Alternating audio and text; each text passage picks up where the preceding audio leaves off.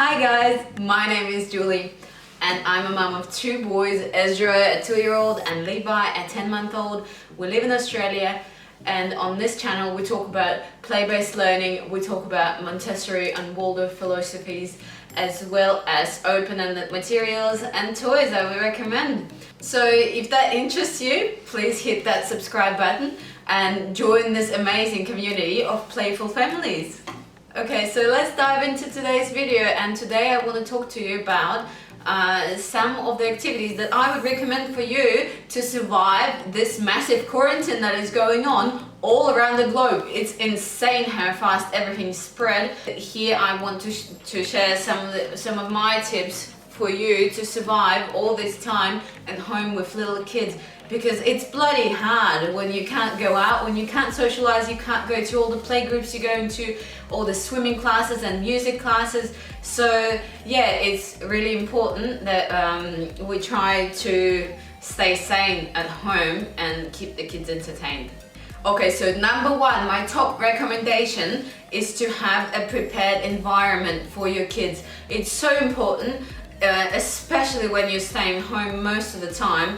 So I have a video where I talk all about the areas that I think a playroom needs, and I think if you have all of them, if they're all covered and if they're aligned with your child's interests, it will make your life just so much easier. That I really recommend you watching that one. If you haven't, I will put the link down below and in the cards so you can click on it and check it out after you finish this one. If you are already doing tour rotations, that is fantastic. What I would recommend is doing them more frequently. If you're not, then I would definitely recommend looking into it. It does help so much. You know, it can be hard in the beginning to find out how many toys exactly you need out. Less is more with the toys. So if you feel like, oh, I have this playroom, or not a playroom, I have this play space for my child, it's already filled with toys, I don't have any more, don't feel like you need to buy extras, I would just take half of them away and see how it goes. And you will be surprised about how creative a child can get when they don't have enough toys. They just find new uses for the ones you have. They truly don't need a lot, but the rotation of toys helps tremendously to keep them interested and engaged in their own playing. That will be the biggest chunk of your time, playing in that play space that you have and using the materials that you have. And what I want to offer you is some of my activities that I like to use to break up that playtime. So you can't really expect a child to play independently for 2 hours straight. But if you let them play for 45 minutes and then you have a prepared activity where you do something together for half an hour, and then you give them another 40 minutes to play by themselves, that could work. So number one is books. Reading books together is great. I don't know about quarantine in your city, in your town, but in mine, the library is still open. It doesn't run any classes or any activities for kids, but it's open. There's not a lot of people there. So it's really easy to go get some books out and bring them home for your child to read, and also just keep rotating them, leaving just a few of them out. Reading a few books for a number of days is not bad. Repetition is good for them. So I would probably leave maybe 6 to 8 books out at a time, and then rotate them maybe every 4 to 5 days. Next one is a pram walk. That one is fantastic. If you're not living in a really busy city, obviously not in the city center, but more of the residential areas like I do, I definitely can go out with a pram and not meet anyone. Most of the time that's what happens. So that is a great opportunity for me to get out of the house, for the kids to get out of the house, to get some fresh air, for me to get some exercise, for them to still see new things. Also, if you have a bush or forest nearby, we are so blessed to have a reserve not far from our place where we can go and have a little play at, not a playground, but yeah, it's like an Australian bush. But you know, kids still love it. There's a lot of sticks around and leaves around, so that helps us so much. So if you can find something like that, that is great. And you know, we have some other ones that are a bit of a drive away from us, but we will be going there too, just to make it easier. It's definitely worth a trip, in my opinion. Okay, next activity to keep your days fun is bath time. I don't know what it is about the bath time. Kids love it. It's such a great sensory input for them. Whenever you feel like they've played enough, they're getting bored, they don't know what to do, just stick them in the bath, really. Some of my tips, if you want to make it even more fun, is to put some Duplos in with them. I honestly, I don't know what it is. Duplos are good by themselves and Puff is good by itself, but when you combine them, it's magical. At least for me. So it's definitely worth a try. Duplos are plastic, it's totally safe, just dry it out afterwards, undo all the little pieces so the water doesn't sit in the little Duplo pieces. And yeah, it's a great one. Apart from you can even put play silks. I know a lot of kids like play silks in their bath. It just gives them a different texture, a different way to use it. And yeah, it can keep them engaged and playing for quite a long time. And another great one is pom-poms. Obviously with little pom-poms you have to be mindful of how old your child is. For little children it can be a choking hazard if they're still putting things in their mouth. The little pom-poms would be, but the bigger ones they're fine, or for bigger children any size is fine too. It just makes the bath so colorful and fun, and it's something different for them. It definitely gets them excited. You can give them some sifters to use with it, you can give them spoons and try to fish the little pom-poms out, count them, put them in the cup, maybe make a soup with them or whatever. Yeah, there's a lot of things you can do. My next group of suggestions is going to be about sensory play. Sensory play definitely gets my children interested and really focused, and helps to break the day in parts. We do quite a lot of that too when we're staying at home.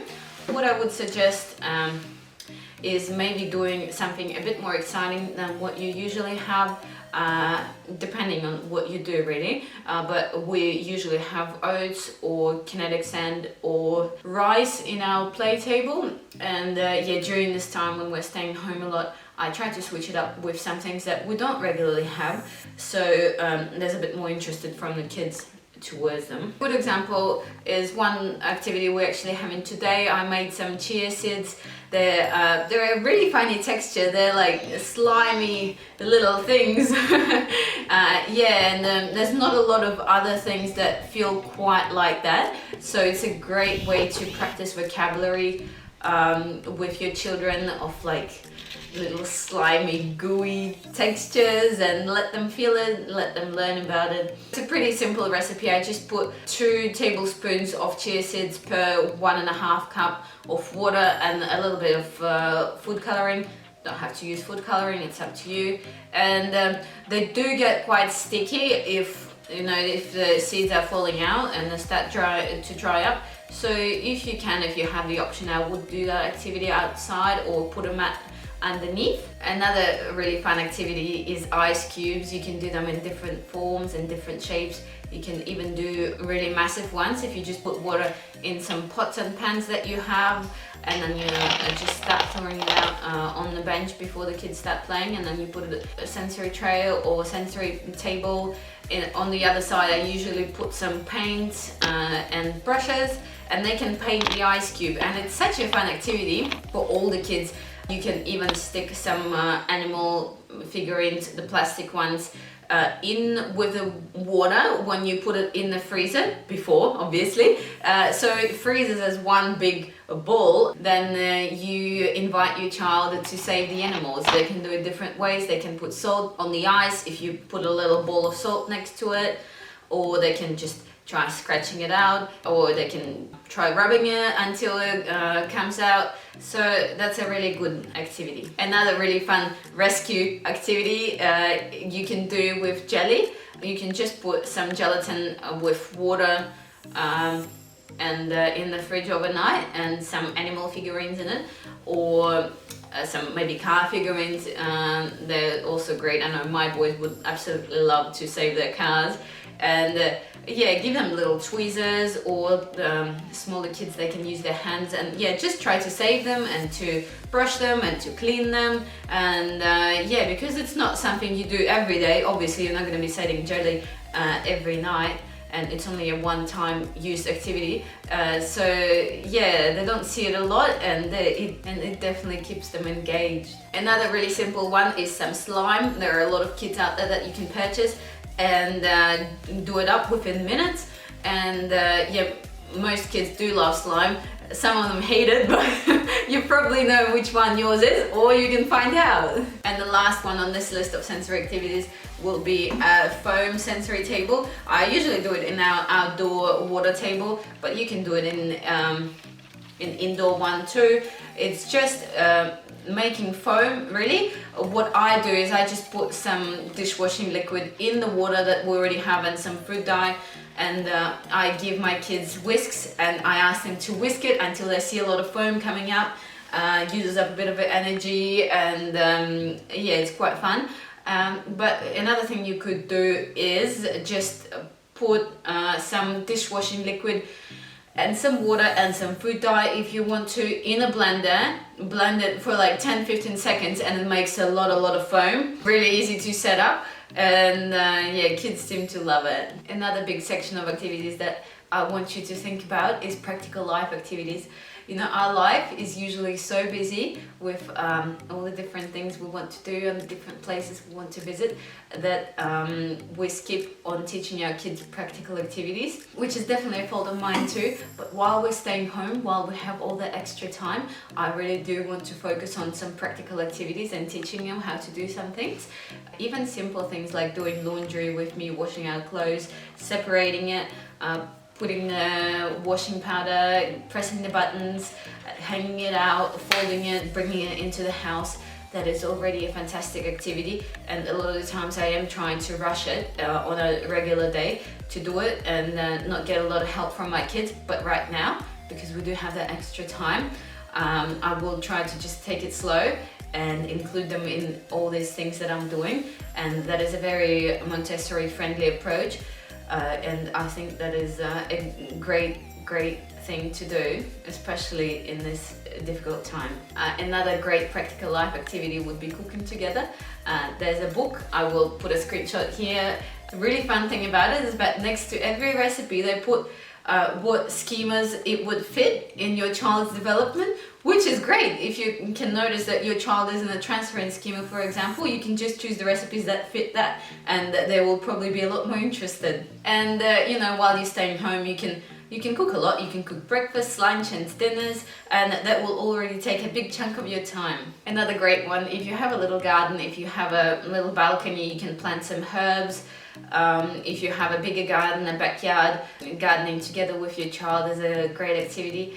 If the weather allows it, obviously, but unless it's pouring rain, it's usually fine. Just get them some appropriate clothing and yeah, get out there and do some gardening together. Alright guys, so that's it for this week's video. I hope you enjoyed it. I hope we won't have to stay home for too much longer, but just remember that it is a very important cause.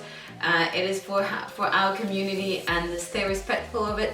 Wash your hands, don't sneeze on anyone, and have fun with your kids at home. Bye!